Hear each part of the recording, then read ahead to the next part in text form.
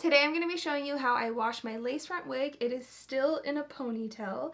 The glue is still on the lace, so I'm going to show you guys how to remove the glue off the lace as well as wash the wig. This is the glue that I use. This is the Ghost Bond Platinum. Because I use this, I also use their adhesive remover. This is their Ghostbuster Bond Remover for poly and lace systems. So I poured some of this in a little travel size spray bottle. I'm just going to spray this in the areas where the adhesive has touched, so just like this general area. I don't want to over saturate this too much if it's not needed. And I'm also going to be taking a soft bristle toothbrush, soft, not medium, not hard, but soft, so that way we are gentle on the lace. I want to be extremely gentle about this. So I'm just going to spray this area.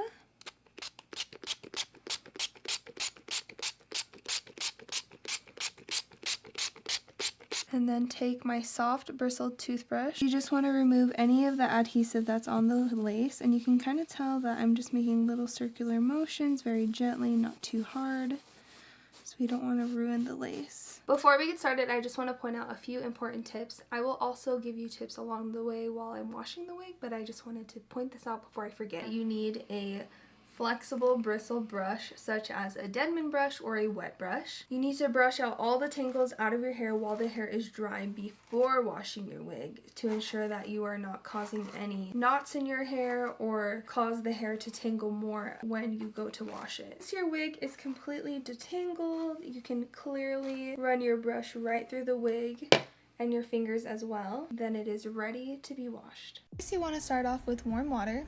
I like to use my timba. If you're Filipino, you know. But for those of you that don't know, it's basically just a wide bucket that I got from my local Asian market. I find it very helpful to wash my wigs. Because I'm using this bucket, I like to pull my wig through the water away from me and towards me horizontally, not vertically, to ensure I'm keeping the flow of water in which the hair flows off the cap. You don't want to dunk your wig vertically because you risk tangling the hair and in turn might damage it. Notice I'm going pretty quick, and that's because you don't want to submerge your wig cap for too long because it can damage the knots. After you're done rinsing, carefully drain the water from your wig by gently squeezing the hair downwards. Now that I've rinsed my wig thoroughly, I'm towel drying it because I'm going to do an Olaplex No. 3 treatment. When you go to towel dry your hair, you need to make sure that you're not roughhousing it, you're not rubbing back and forth with the towel. You really just need to pat the hair dry in a downwards motion and just squish the moisture out of the hair gently. Don't pull too hard because you might cause damage, and don't rub too hard because you might cause tangles. Now I'm taking my Olaplex No. 3 and we're going to do a treatment. I like to put a little bit in my hands. This looks like a lot, but this is all I'm going to be using for the whole entire wig. And basically you want to apply the product all throughout the wig, and I like to push the product through from the mid shaft all the way to the ends. You want to make sure that you avoid the lace and you just apply it on the hair because the lace doesn't need a treatment, just the hair alone. So go ahead and just rake your fingers through it very gently to ensure that the product goes in smoothly. Once I have the Olaplex No. 3 on it, I'm just going to lay my wig down, and I like to face the lace like this just so that way it's not submerged in any kind of liquids. I'm going to go ahead and let it sit and do its magic for about 10 to 15 minutes.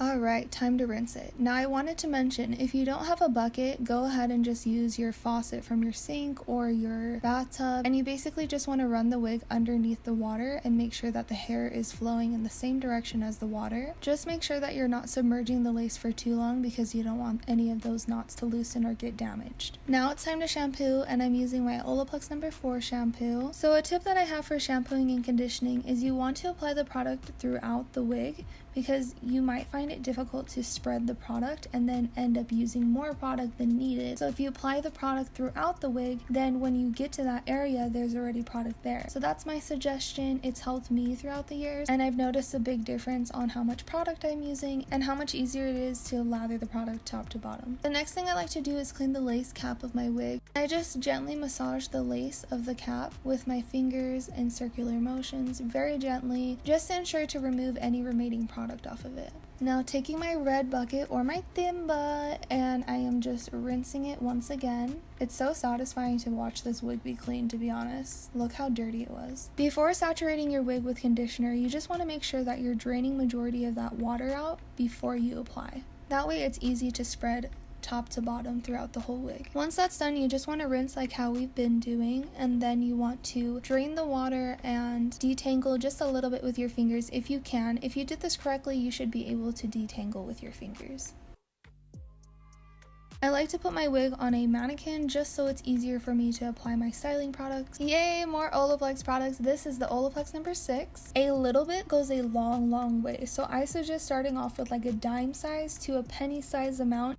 So, fun hairstyling tip, the way that I apply product is by putting it in the palms of my hands and then pushing the product through my fingers and then using my fingers as the tool to detangle and apply the product throughout the wig. As you can see, I am raking my fingers and smoothing down the hair in a downward motion, and I'm also making sure that I'm covering all my bases by applying the product on top of the hair as well as underneath the hair. That way all of the hair is completely saturated and covered. Another Olaplex treatment, but I swear this is the last one. This is the Olaplex number 7 bonding oil. This bonding oil is a highly concentrated, ultra lightweight reparative styling oil. Both of these styling products I'm using are good for all hair types, fine, medium, and thick, straight, wavy, curly, and coily. So the benefits of Olaplex number 7 is it protects colors, fights frizz, and provides heat protection. You need as much heat protection as you can get, because I know a lot of us are curling our wigs all the time.